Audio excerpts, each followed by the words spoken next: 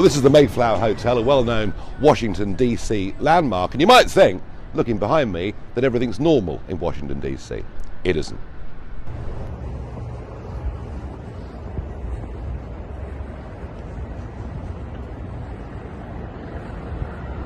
So this is Connecticut Avenue. It's the road up. We're not more than sort of half a mile away from the White House. And can you see what's happening here in DC? The place is being boarded up. One or two businesses have not yet been boarded up, but they will be by the end of the day. And this is right throughout the city. And this is in anticipation of real violence following the result, or even an inconclusive result, of the election on Tuesday. So it's 8 o'clock in the morning. As you can see, a few protesters are beginning to gather. I wouldn't have dared show my face down here later in the day, I can tell you. And let's just be straight about this. Why are they boarding up DC? What are they scared of? Are they scared of Trump supporters? Are they scared of some of these slightly crazy groups out in America? No. What they fear is that Trump wins, and that we get, from little groups like this, large-scale violence, looting and rioting. And I think there are two really important points that we've got to make here. If the Black Lives Matter movement was genuinely about racial equality, I don't think anybody would have a problem with it. None whatsoever. And let's just think back to the civil rights movement, to Martin Luther King. The most incredible orator with a very, very powerful message. And what did he say? He said, I want my children to be judged not by the colour of their skin, but by the content of their character.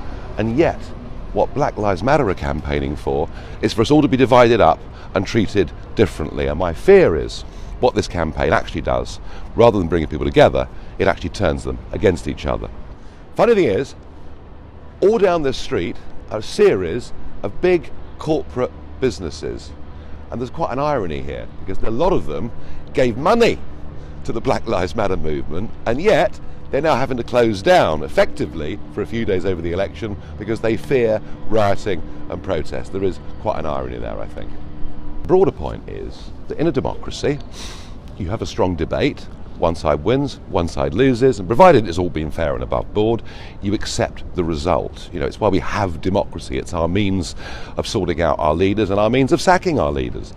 And yet, what we now have got with the new radical left is a belief that they and their views are morally superior to those on the conservative right, and they are quite prepared, if they get a result they don't like, to try and overturn it with violence. And I just feel that we need to start teaching our young people that whether you like this opinion or you like the other opinion, actually in a democracy, they're both valid points of view. And I fear we're teaching people that one side's good and one side's evil, and that's leading to much of this protest that we see. Let's hope and pray there isn't violence in DC on Tuesday night, Wednesday morning, but I think you can see from a city that is completely boarding up that something bad may well happen. So there we are, defund the police. Let's get this straight. Black Lives Matter is a Marxist organisation that wants to overthrow capitalism, defund the police force. In the UK, they're even setting up as a political party. So let's not be conned. There's a big difference between, as I say, campaigning for equality and justice, and this organisation, who many people wanted to support, believing that it would do good. Actually, it's doing huge harm.